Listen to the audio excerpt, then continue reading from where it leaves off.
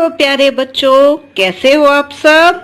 मैं आशा करती हूँ कि आप सभी अच्छे होंगे, स्वस्थ होंगे, सुरक्षित होंगे। लास्ट वीडियो में हमने आपकी कक्षा 5 की गणित की पाठ्य पुस्तक का पाठ एक मछली उछली पढ़ा था। हमने जाना था हायुग क्या है और मछली का स्कूल क्या है। आज हम नया सीखेंगे मछुआरे और उनकी नाव। अगर आपने पार्ट 1 वीडियो नहीं देखी है तो जल्दी से चैनल की प्लेलिस्ट से उसे देख लीजिए। चलिए देखते हैं क्या है मछुआरे। तुम में से कितनों ने समुंदर देखा है? इसे तुमने कहाँ देखा है? क्या तुमने इसे फिल्मों में देखा है या सच में? प्यारे बच्चों, ये आपसे प्रश्न है। अगर वास्तविकता की बात करूं तो मैंने भी समुंदर को नहीं देखा है, लेकिन फिल्मों में मैंने समुंदर को बहुत बार देखा है। तुम्हारे विचार से समुंदर कितना गहरा होगा? मुझे तो लगता है बहुत गहरा होगा, तभी तो उसमें इतनी बड़ी बड़ी मछलियां रहती है ना। मालूम करो। आप कैसे मालूम कर सकते हो? आप ये गूगल से सर्च करके मालूम कर सकते हो। क्या तुम्हें तैरना आता है? तो ये आपका अपना जवाब है। मुझे तैरना नहीं आता, लेकिन आपको आ सकता है। क्या तुम्हें समुंदर की ऊंची ऊंची लहरों से डर लगता है? फिल्मों में देखने से तो डर लगता है। कभी वास्तव में जाऊंगी तो आपको जरूर बताऊंगी कि कैसा लगता है। चलिए अब आपके लिए है गतिविधि। अपनी आंखें बंद करके सोचो कि समुंदर की ऊंची ऊंची लहरें उठ रही है। आंखें बंद करके फील करो। आपके चेहरे पर ठंडी हवा के झोंके आ रहे हैं। समुंदर का तेज शोर आपको सुनाई दे रहा है और ऊंची ऊंची लहरें आ रही है।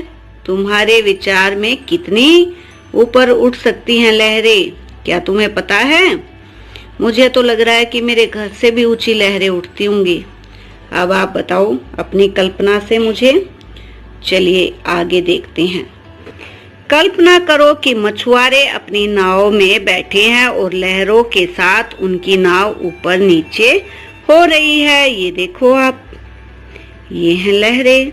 ये लहरें 1 से 1.5 फुट ऊंची हैं, लेकिन जब बहुत तेज लहरें आती हैं तो आपकी जो छत है उतनी भी लहर आ सकती है। 1 फ्लोर, कभी आप सोचो कि 4-5 मंजिल ऊंचा हमारा घर है, इतनी तेज लहरें आती हैं। इतनी तेज नहीं आती। जब तूफान आता है तो 1 फ्लोर जितनी जो है वो लहर आ जाती है, नहीं तो 1 से 1.5 मीटर तक लहर उत्पन्न होती है।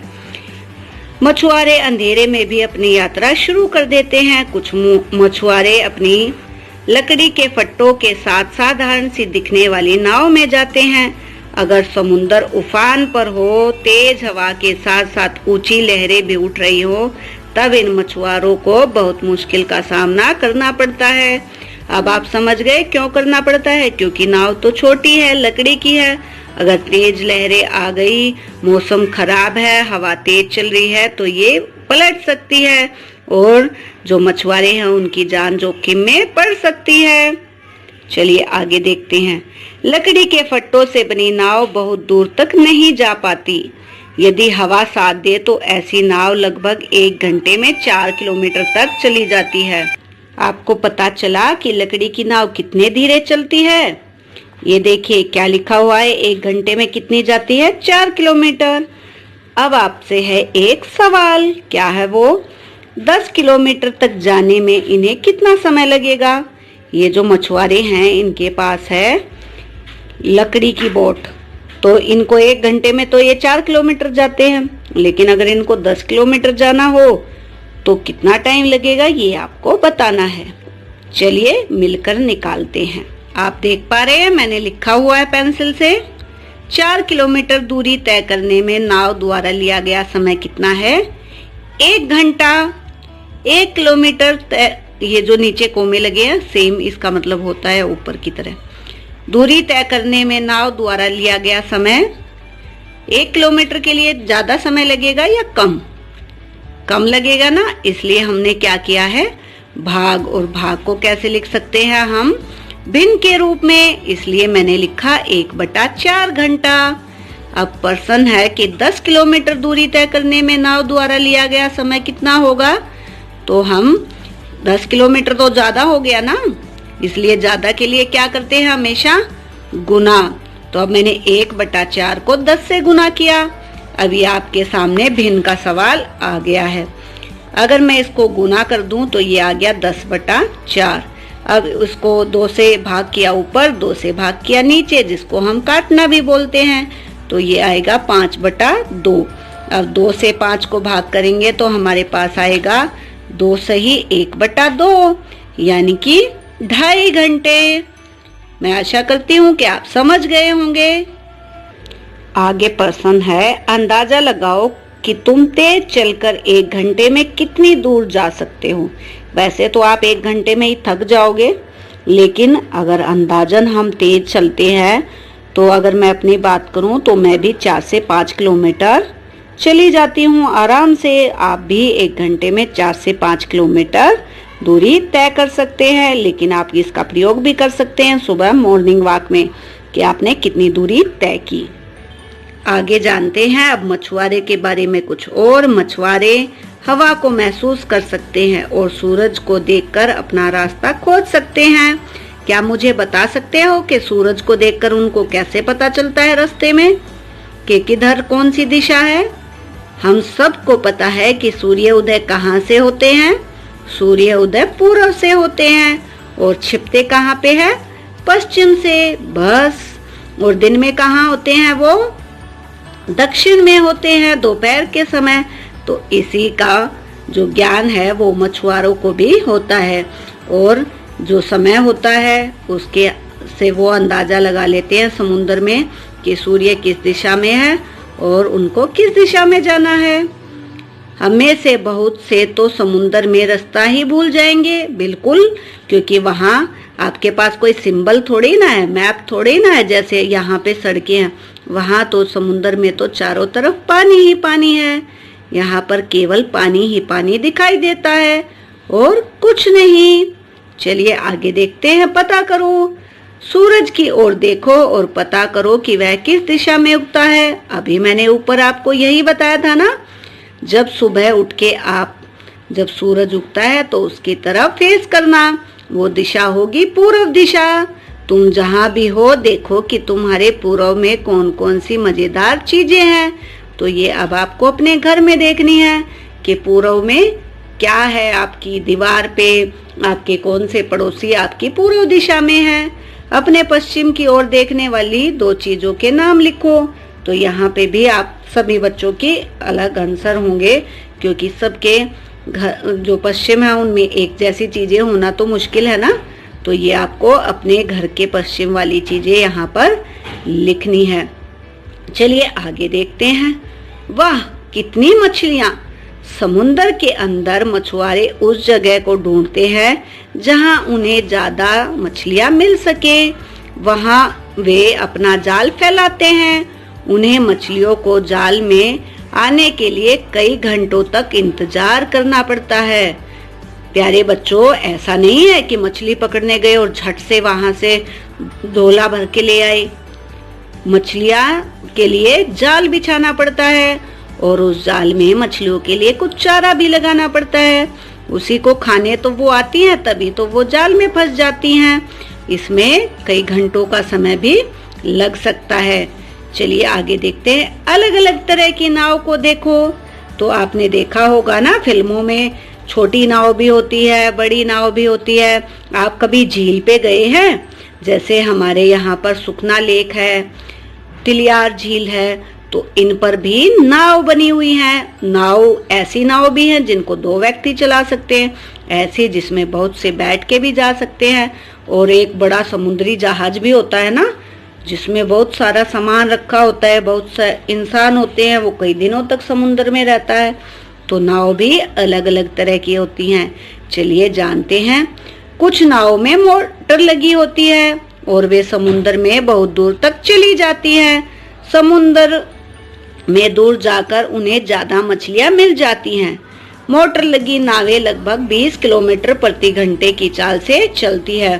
प्यारे बच्चों, यहाँ पे हमने देखा था ना कि लकड़ी की नाव कितनी चलती थी 1 घंटे में? 4 किलोमीटर।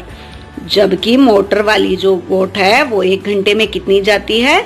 20 किलोमीटर। तो चलिए मुझे बताइए कि जो लकड़ी वाली बोट है उसकी तुलना में कितने गुना आगे चली जाती है मोटर वाली बोट? कैसे निकालोगे? 20 को 4 से भाग करोगे, वो 5 गुना ज्यादा तेजी से चलती है। चलिए आगे देखते हैं आपके प्रश्न। मोटर बोट 3.5 घंटे में कितनी दूरी तक जाएगी? अब 1 घंटे में कितनी जाती है? 20 किलोमीटर। तो 3.5 में बताना है ना आपको। 3.5 में बताइए जल्दी से निकाल के। चलिए हम पेन पेपर के यूज से इसे निकालते हैं। देखिए प्यारे बच्चों, 1 घंटे में मोटर द्वारा तय की गई दूरी मोटर बोट से कितनी दूरी तय करते हैं? 20 किलोमीटर।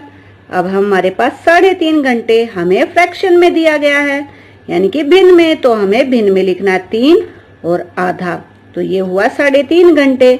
अब ये है मिश्रित भिन्न, इसको हमें अनुचित भिन्न में बदलना है। आपको अगर ये नहीं आता तो मैं यहाँ पे थोड़ा समझा देती हूँ, बाकी इसकी डिटेल वीडियो आप देख सकते हैं। 2 को 3 से गुना करेंगे, 3 दूनी 6, और 1 को जमा करेंगे 7, तो ये आएगा नोमिनेटर यानी कि अंश, और हर रहेगा वही 2 का 2, तो ये होगा 7/2 घंटे में मोटर बोट द्वारा तय की गई दूरी। अब 1 घंटे में तो 20 किलोमीटर जाती है, 7/2 में कम जाएगी कि ज्यादा? ज्यादा जाएगी। ज्यादा के लिए हम क्या करते हैं? ज्यादा के लिए करते हैं हम गुना, तो हमने गुना किया। अब फ्रैक्शन में हम इसको काट देंगे, 2 एकम 2, 2 1 जा 2, 2 10 जा 20, 2 ढाई 20।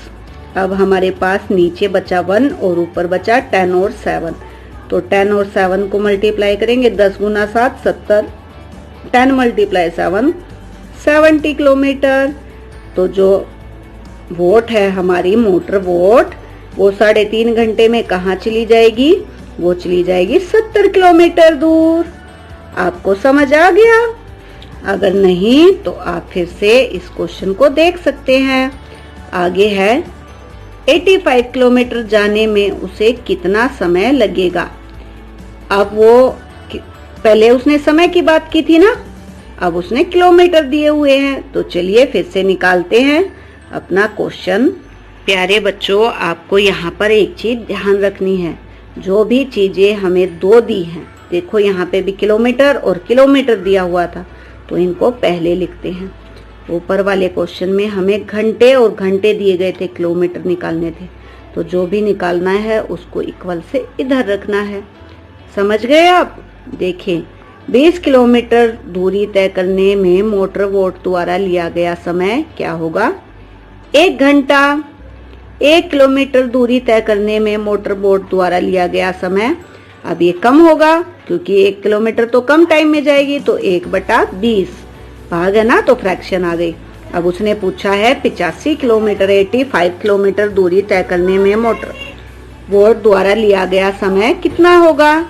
तो अब ये ज्यादा है, ज्यादा के लिए हम क्या करते हैं? हमेशा ज्यादा के लिए गुना करते हैं, तो मैं गुना में लिखूंगी 85 यानी कि 85।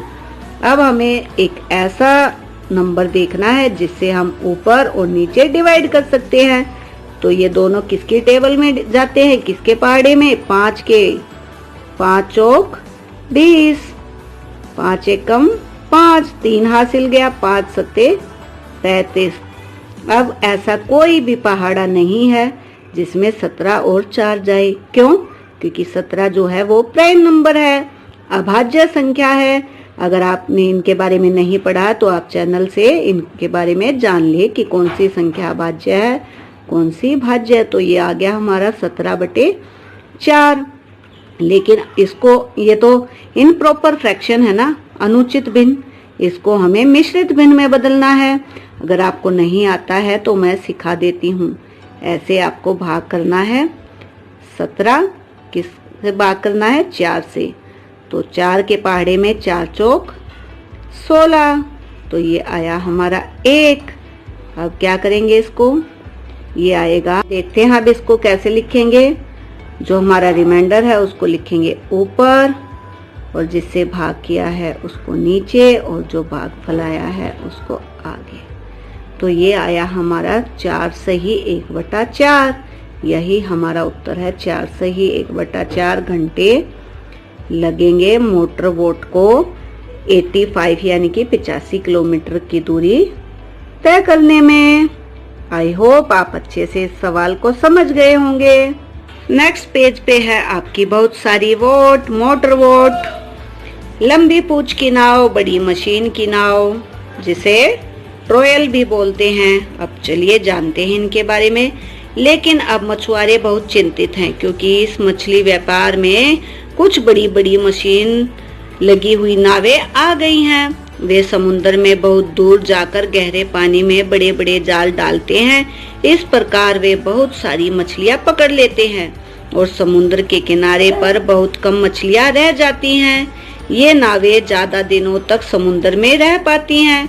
ऐसी नाव है ना, ये तो ज्यादा दिन तक रह सकती है, इनके अंदर भी इंसान रह सकते हैं, लेकिन इसके अंदर तो हम ज्यादा दिन नहीं रह सकते ना, एक ही दिन रह सकते हैं। सुबह जाके शाम को आपको वापस आना पड़ेगा। तो अब समस्या उत्पन्न हो गई है। चलिए जानते हैं इस समस्या के बारे में और आगे। ये बड़ी बड़ी मशीनें नाव उन छोटी छोटी मछलियों को भी पकड़ लेती है जिन्हें अभी बड़ा होना है। ये तो गंभीर समस्या है ना। मछुआरों तो हमेशा मछलियों के बच्चे को जाल से बाहर निकालकर समुद्र में जाने देते हैं। वे जाल को इस तरह तैयार करते हैं कि केवल बड़ी मछलियां ही पकड़ी जाए। क्यों करते हैं वो ऐसा? अगर हम लगातार ऐसे ही मछलियां पकड़ते रहेंगे तो समुद्र से मछलियां खत्म हो जाएंगी।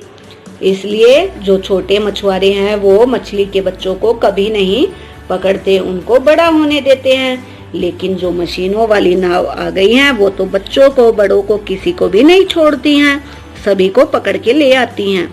आगे देखते हैं। सैकड़ों साल से मछुआरे समुद्र और इसमें पलने वाली मछलियों की देखभाल करते आ रहे हैं। वे समुद्र से बहुत थोड़ी मछलियां ही खाने और बेचने के लिए निकालते हैं।